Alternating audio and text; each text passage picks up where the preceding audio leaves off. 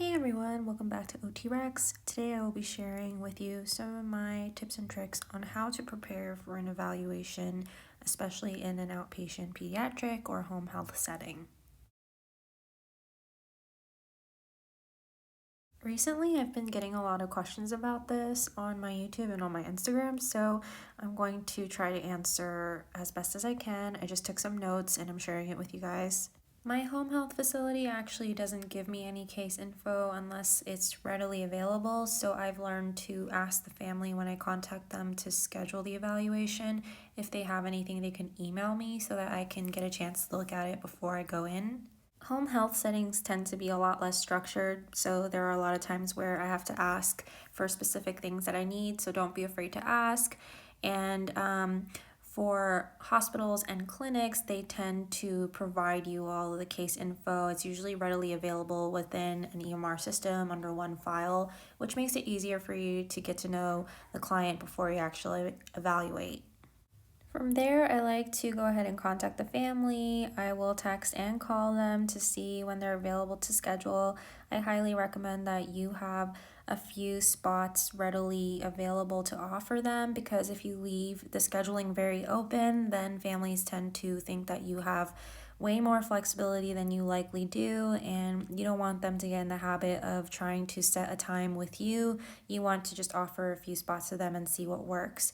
So usually I quickly introduce myself, say that I'm an OT, provide your contact info, and you also can let them know what to expect for the evaluation, that it's going to be an hour long, and to prepare a quiet room or a setting where the evaluation can take place. If you need any equipment, then you can let them know that in advance.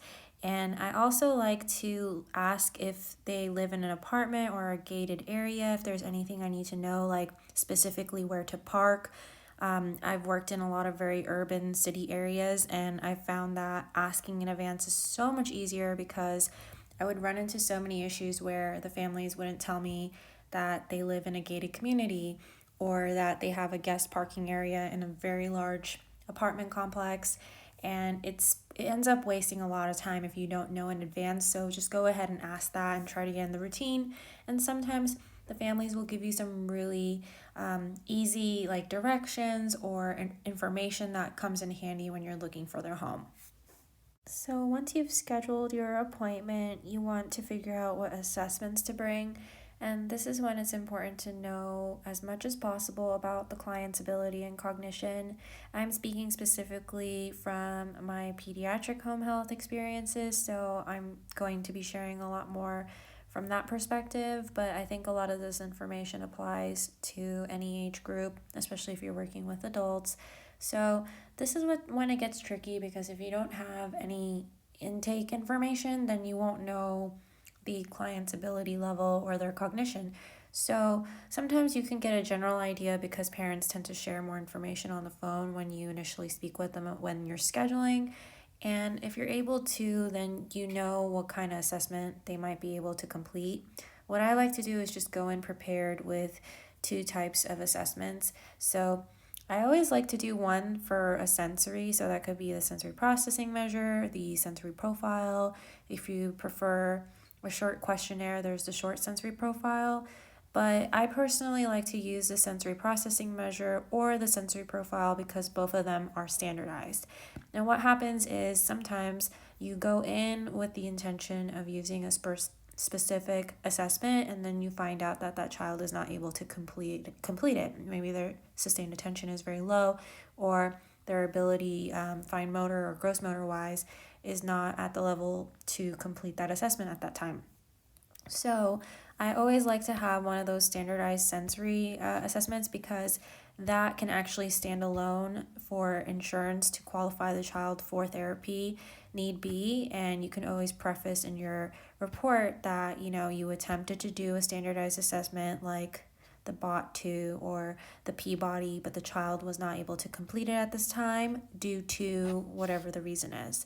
And a lot of times that happens to me, especially working with children on the spectrum with autism. So if you have a child who has a lot of sensory processing difficulties, who can't sit still, who aren't able to hold a pencil, like a lot of these assessments won't work with them. So having a standardized questionnaire is very important because that makes it kind of foolproof that you'll always have one assessment that will be able to be completed. So usually I go in with one of those sensory ones, but there are also other questionnaires that are standardized that cover a lot more bases like self-care, fine motor, gross motor, just based on parent observation and your observation. That includes the PD as well as the DAY-C. Another thing to keep in mind is that you should structure your evaluation session the way that you feel most comfortable with, and you can always let the parents know, like, this is what to expect. I like to start with a parent interview, and then I'll observe your child and do an assessment for the last 40 or 30 minutes of the session. Whatever you think is going to be a general breakdown, it kind of helps prepare the parents too, since you'll be sitting in their home. And even when I see kids in my outpatient clinic, I do the same thing. I tell the parents, we have an hour. It may take the full hour. Sometimes we might finish a little bit early, but I like to bring you in for the first 15 to 20 minutes. I'm going to ask you questions about their medical history and your pregnancy, and then I'm going to ask you to step out so that we can do the evaluation. Or I do it the other way. I bring them in first, I do the evaluation, and then I have the parents join for the last 20 minutes. So it's really up to you. That's how I do it at the clinic. In home health, it's different because the parents are kind of there, and sometimes they don't know if they're supposed to be, so you can let them know what you're comfortable with. Like, I will have questions for you for the first session. I have families after a while, they're more comfortable staying in the room next door to, do some work or get some things done. And then I have other parents who want to be actively involved. And for that, that's really up to you and what you think that child needs. I think the parent coaching model is really important, and it's good to keep in mind to have family involvement, especially in the home, because that's a huge benefit to home health. But that's something you can figure out down the line as well. I digressed a little. Here are some notes on things that you definitely want to talk about and do during your assessment. So, I always like to ask the caregiver about their pregnancy, the child's developmental milestones. In our world, when a child crawls and walks is very important to their development because we understand if their gross motor skills have been delayed, as well as if they skipped crawling, we know that's a big red flag for their primitive reflex and protective reflexes, if their reflexes have integrated correctly. So that's really important, and I always like to ask that, as well as any medications, medical history, surgeries. I think that really helps paint a picture of what that child's development looked like and what that child has been through so far, and that's very helpful for you. I also like to share what OT is to my families so that they really understand the role of OT. This is very important, not just for the scope of our practice and people understanding what OTs do as a profession, but a lot of the times I don't think that everyone knows what OT entails, and then they don't really have a clear picture on why their child would need OT. So, in order to get a fuller, clearer picture, I like to ask the families, like, what who referred you to OT, or like what made you decide to pursue OT.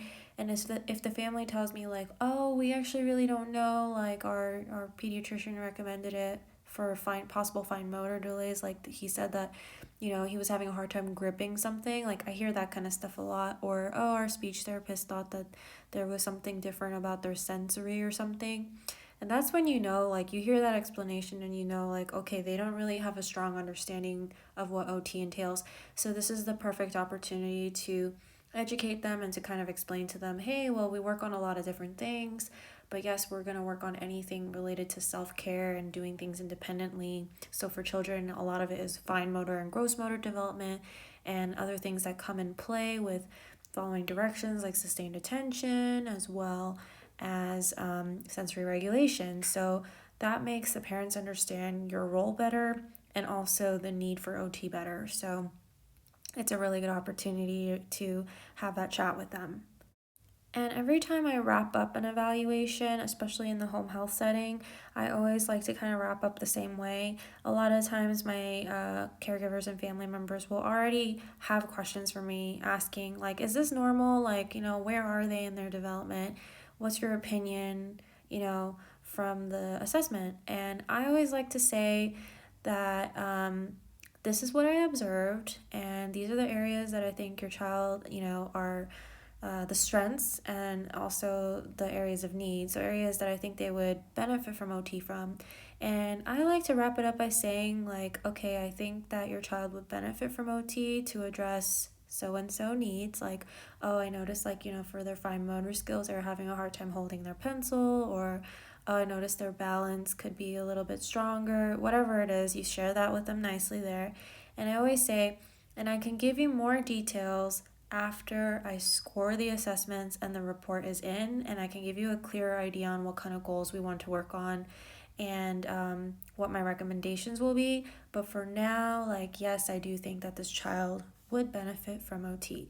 I kind of keep it like that because a lot of times parents want all these details like right in the moment, and you're not going to have that. You're not going to have the scoring. You might not be as familiar with developmental milestones when you start off. So for you, it also might be a learning curve where you're like, I'm actually not sure if this child is behind or not. So it's important to really say, like, these are the things I see that they could benefit from, but I'll have a better idea for you like after I score it. I think that makes a lot of people feel more at ease because then the parents kind of know what to expect. Like, they're thinking, okay, so this OT is recommending OT and I'll get more information soon, rather than them leaving with like a I don't know type of answer. And I think that when you're not able to give them anything, it also decreases your credibility to parents. So you don't want to say like I really don't know at the end of a evaluation. You want to say what you see and just say the report is coming soon. Like, I'll have it written up with all the breakdown of the goals and the scores for you. So if that's something that you think you might struggle with, like, just kind of keep that wording in mind. Quick note that I start at the bottom. If you guys work with children with disability or work in the pediatric setting in general, you are eventually going to get bombarded with questions about if a child has autism. You will have that evaluation where you have a very anxious parent and they are very curious to your opinion about if you think that their child has autism. So, since we as OTs cannot diagnose, I always just like to clarify that with parents who have this question for me, that I am not able to diagnose their child because it is not in our scope of practice. So I can share like the certain qualities or behaviors that I see that need to be addressed in OT, but I really try to just focus on the things that I can address in OT and say, if you really have concerns about this, then you would have to refer to and, say, getting a developmental psychological evaluation, or directing them to a facility that can help them get that autism evaluation. And I think that's the safest way to approach it, because you don't want to overstep your boundary of discussing autism when it is not in our scope of practice. It's a very tricky area and we do not diagnose, so we shouldn't be giving insight that indicates that we are.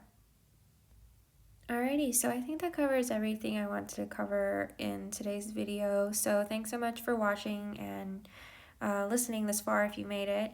If you have any other specific questions about home health or outpatient pediatrics, then feel free to leave them in the comments and I will try my best to respond or make a second video.